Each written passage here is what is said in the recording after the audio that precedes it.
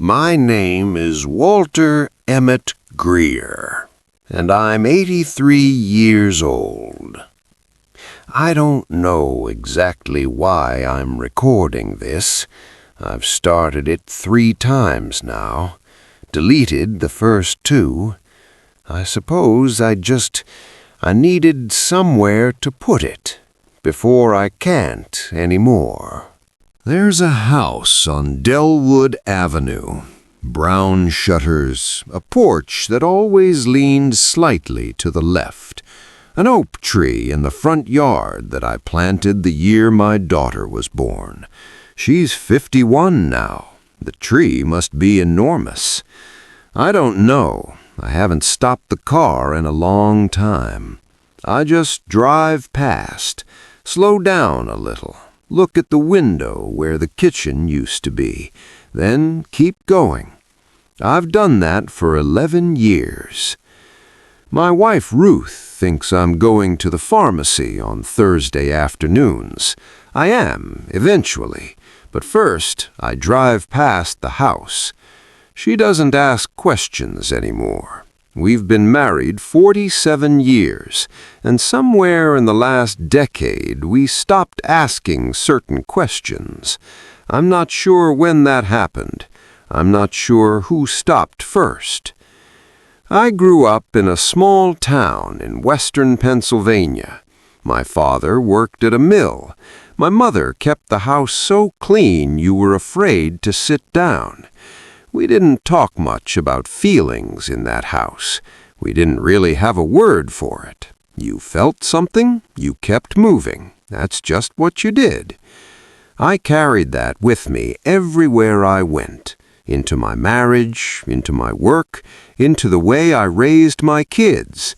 You feel something, you keep moving. The house on Delwood Avenue belonged to my brother, Paul Raymond Greer. He was 2 years younger than me, and for most of our lives he was my closest friend. Not in the way people talk about brothers being close now, all the hugging and the saying it out loud. We weren't like that.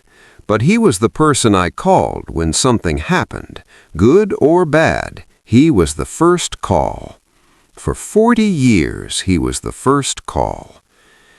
We had an argument in 2013. I want to be careful about how I say this, because even now, sitting here at 83, I can feel myself wanting to explain it in a way that makes me sound reasonable. So let me just say it plainly. We argued over money, over our mother's estate. It wasn't a large sum. It wasn't about the sum, really. It was about something older than that, something neither of us had ever named.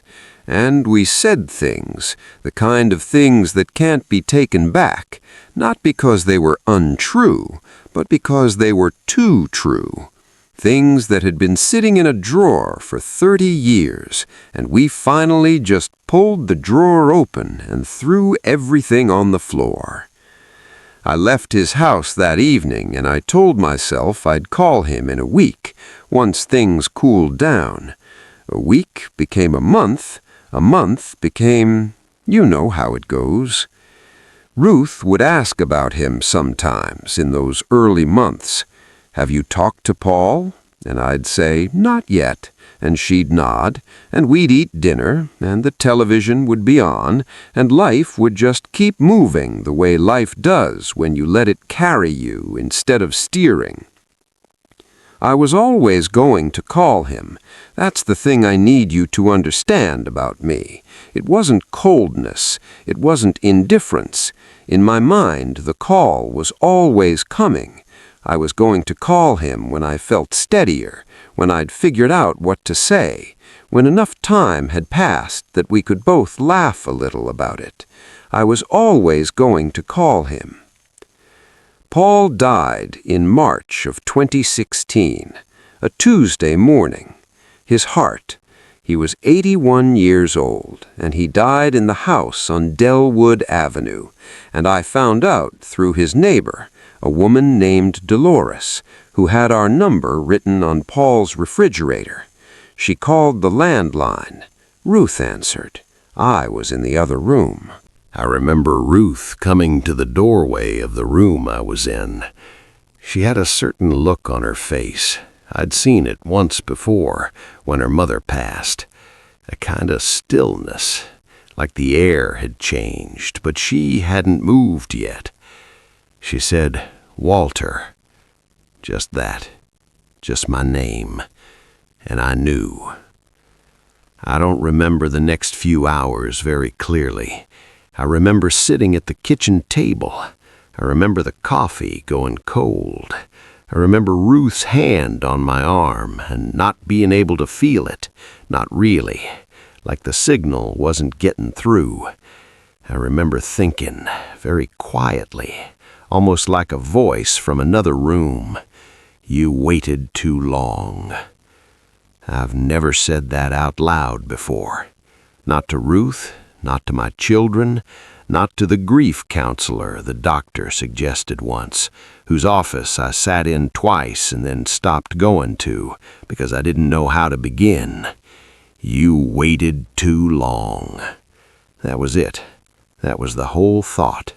Just those 3 words sitting in my chest like a stone. We had the service on a Saturday.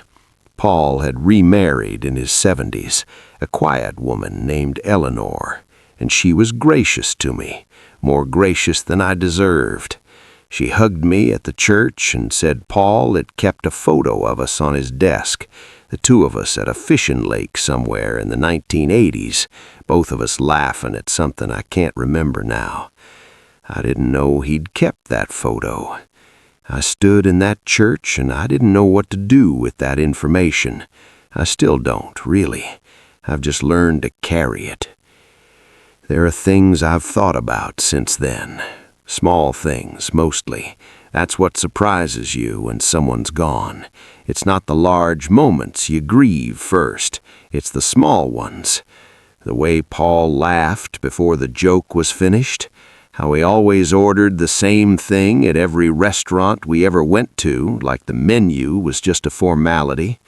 How he'd call me in October every year without fail to remind me about a high school football game we used to go to with our father, even though we hadn't gone in 30 years. He kept calling about that game every October, and then he didn't. I'd drive past the house on Thursdays because I don't entirely know why. I've tried to understand it. My daughter thinks it's grief. Maybe she's right. But it feels like something slightly different from grief.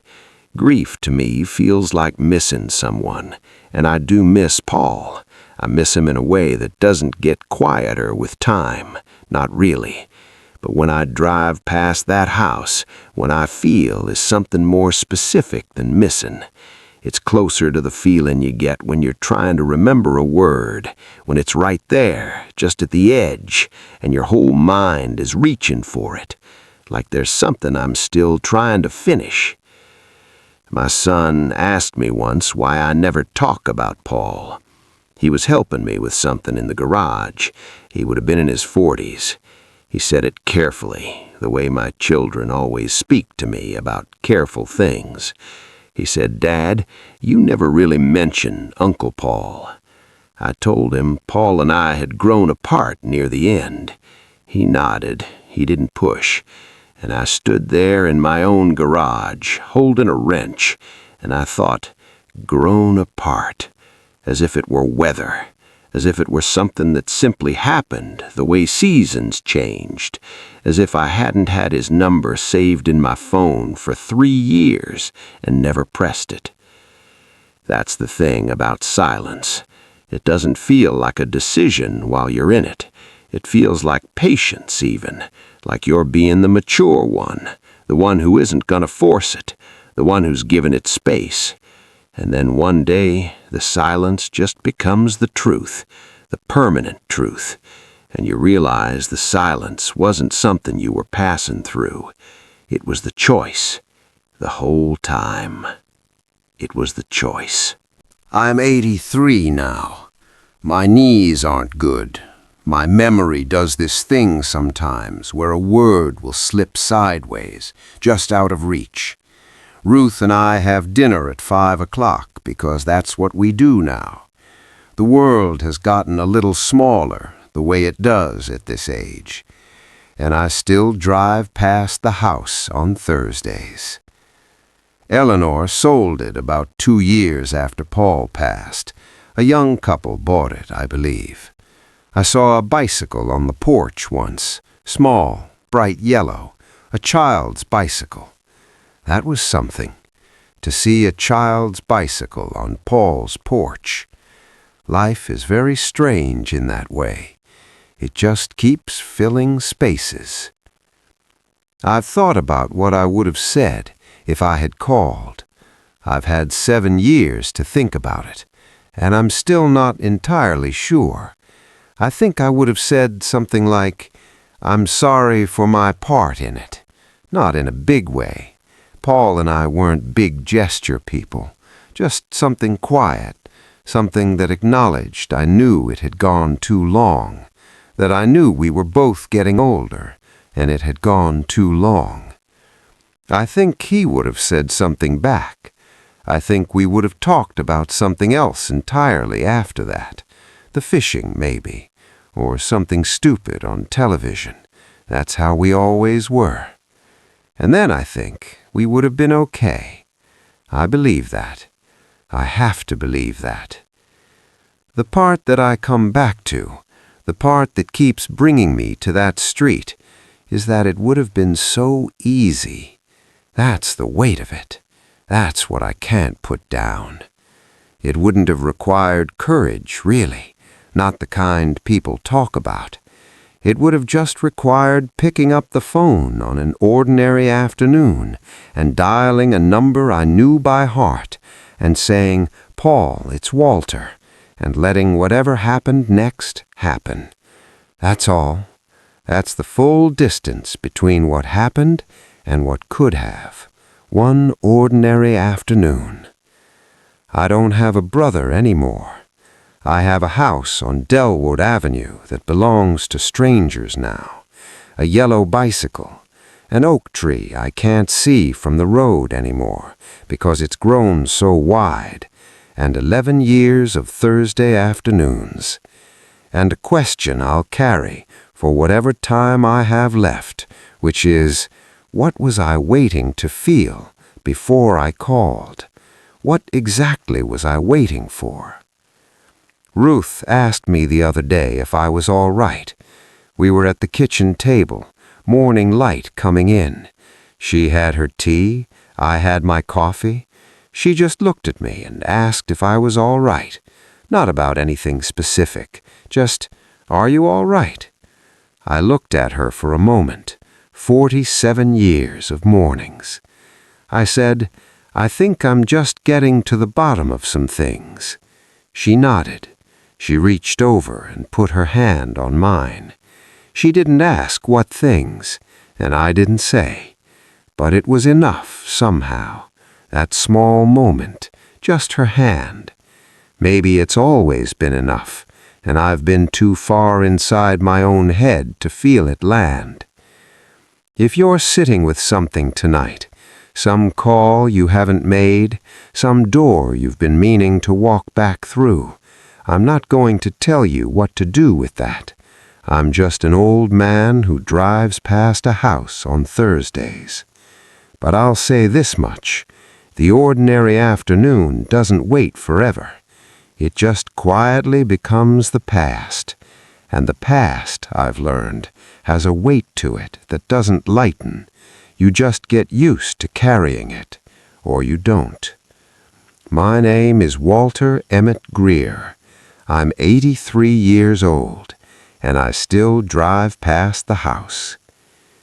If something in this sat with you, if there's a name that came to mind while you were listening, you don't have to say what it is. You can just sit with it a while. That's enough. That's more than enough.